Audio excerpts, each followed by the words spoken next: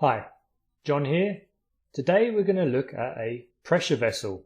Specifically, we're going to look at an unfired pressure vessel. And I'm going to tell you about its construction, its terminology, and some of the appendages or the fittings that you're likely to have on the pressure vessel itself.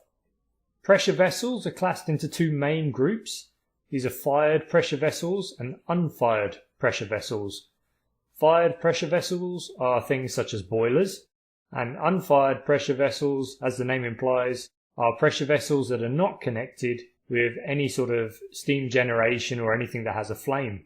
So they're unfired pressure vessels. The example we're looking at now is based on an unfired pressure vessel used for a compressed air system. The typical pressure for this system we're going to imagine is 8 to 10 bar. Many factories and plants around the world use about 6 to 8 bar or 6 to 10 bar generally, and they'll call this service air or working air, and this is what they use for their power tools, etc. But before they can use it for their power tools, this pneumatic air is going to be stored in this pressure vessel, sometimes referred to as an air receiver or a buffer tank. As you can see, it's cylindrical in shape. There are no sharp edges. The reason there are no sharp edges is because this pressure vessel is going to hold pressure, and we don't want any stress raisers. When I talk about stress raisers, I'm talking about an area in the tank where the stress is going to be higher on the material than in another area. Now, stress raisers do exist when we construct the tank. That just happens. We can see on the top that these pipes here, around the base of the pipes, they will represent areas of stress or stress raisers. And in order to install the pipe that we're looking at now, we have to cut a piece of metal out of the main shell. The shell is the exterior parts of the pressure vessel itself, so that would include the round ends, often referred to as dishes, and the longitudinal cylinder, which joins the two ends together. So that's all referred to as the shell. We can have a look at the top. We can see two large pipes, one on the right and one on the left. Now these two large pipes are going to be for compressed air coming in and compressed air going out. The two smaller pipes on the inside are going to be used for appendages. And when I talk about appendages, I mean pressure gauges, such as a board-on pressure gauge, so we can see what the pressure is within the tank. We're also likely to have what we call a differential pressure switch. That will send a signal to the compressor telling it when to turn on or off.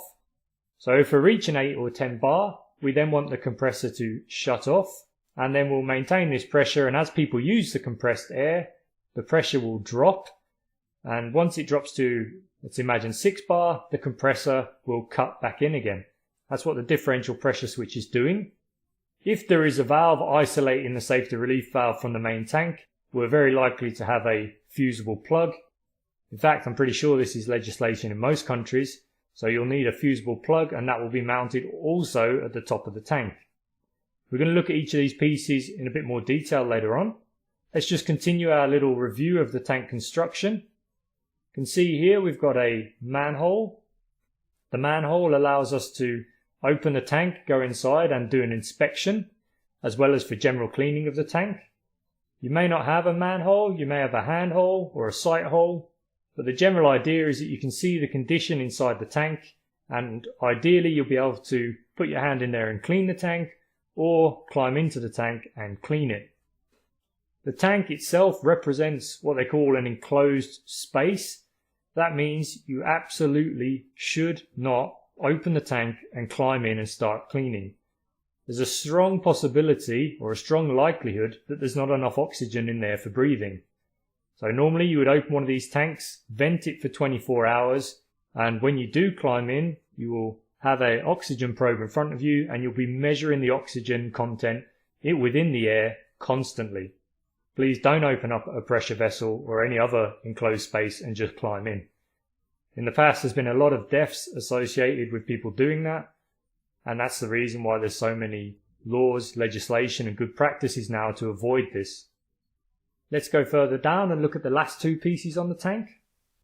The pipe at the bottom of the tank here, this is for a condensate drain.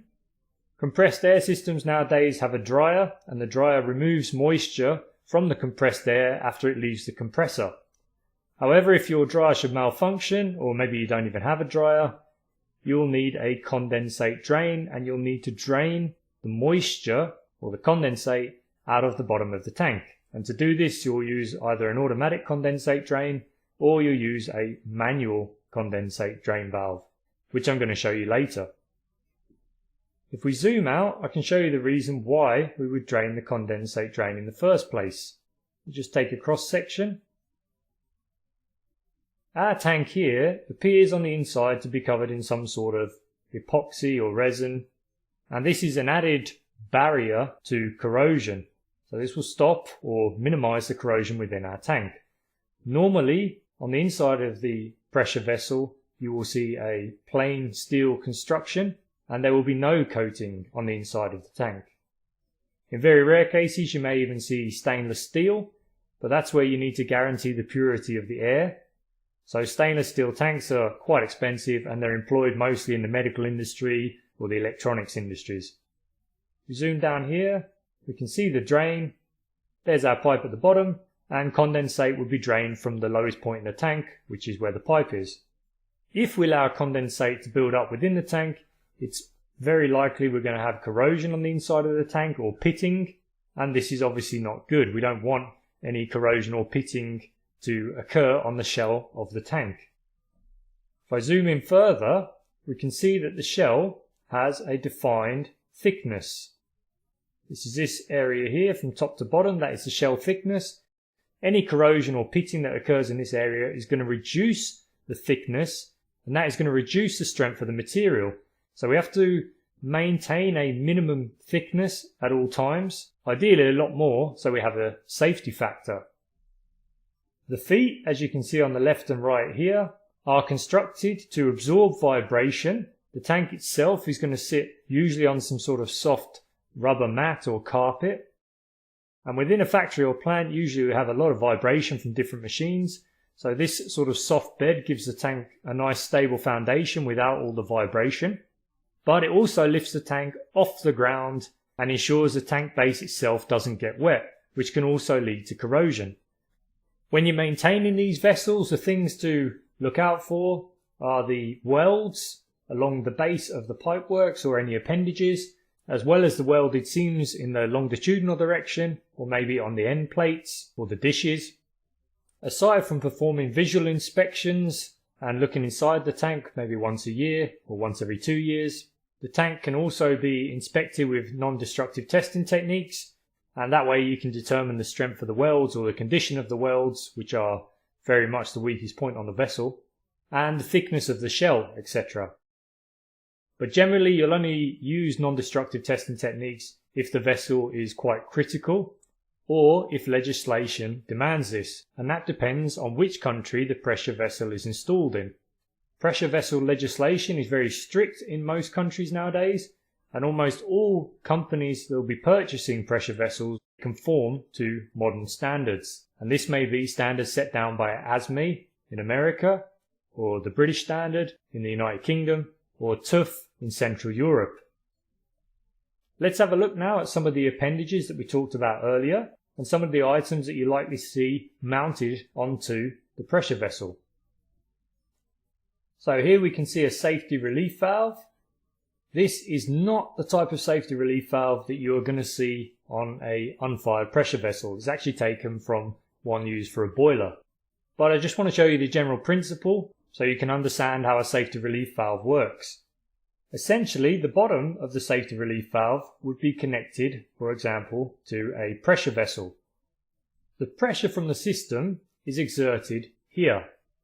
And what will happen is the pressure, if it gets too high, will push the valve lid upwards.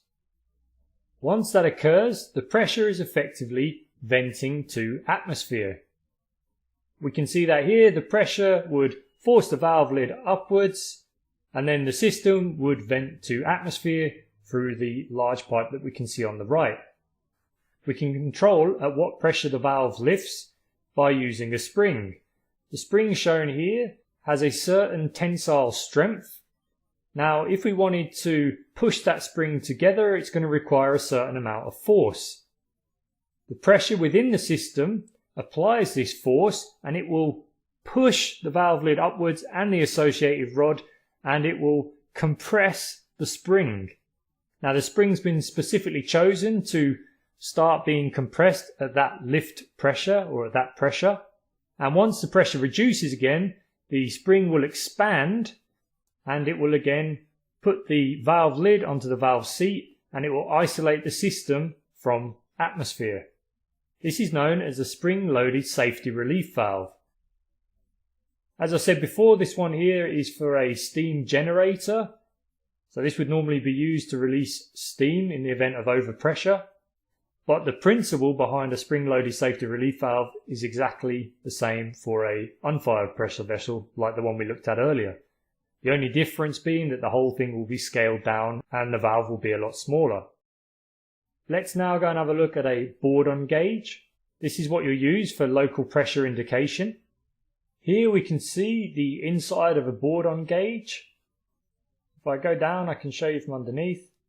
The bourdon gauge is connected to the system through this hole in the bottom, and as the pressure increases, the capillary tube around the outside will expand, and this will pull a lever and rotate a gear assembly, and the end result is that the pressure indicating needle will turn. I'll just show you that now. We can see here the red needle on the front of the bourdon gauge. If the pressure was to increase, then this red needle will begin to turn in a clockwise direction. If the pressure were to decrease, then it would go in the opposite direction. So that's a bourdon gauge which you use for local pressure indication. Next we'll have a look at a fusible plug.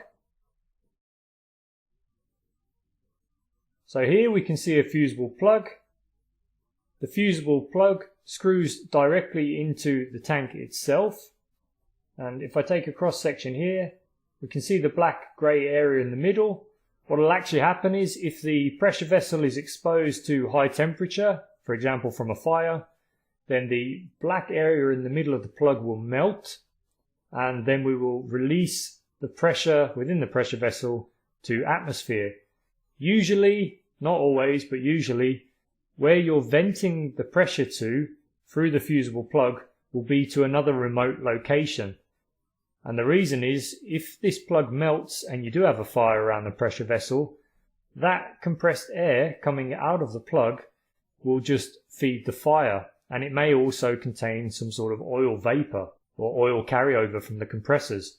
So that's what we don't want. We don't want to vent all of that out and directly into the surrounding fire. So what we'll have is a fusible plug that melts, and then we'll vent the pressure through a long pipe to a remote location, probably just to outside the building, and that will release the pressure then in a safe way. And now finally we can go and have a look at a ball valve which we use as a condensate drain. So here we have a standard ball valve.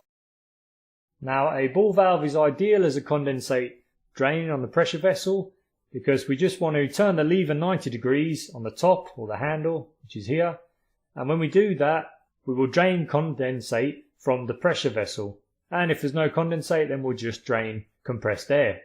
I'll just explode it outwards and we can see the ball valve here.